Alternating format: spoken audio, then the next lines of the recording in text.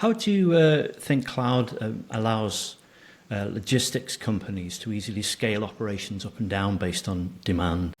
Actually, it's pretty much out of the box because I guess like all the modern cloud solutions like AWS, Azure, Google Cloud, whatever, they already provided a mechanism where you can actually upgrade or downgrade your nodes or machines where those computing are actually done based on the load that you have. So for example, if you need to upscale your performance, it's easier to done with a couple of clicks inside the AWS console.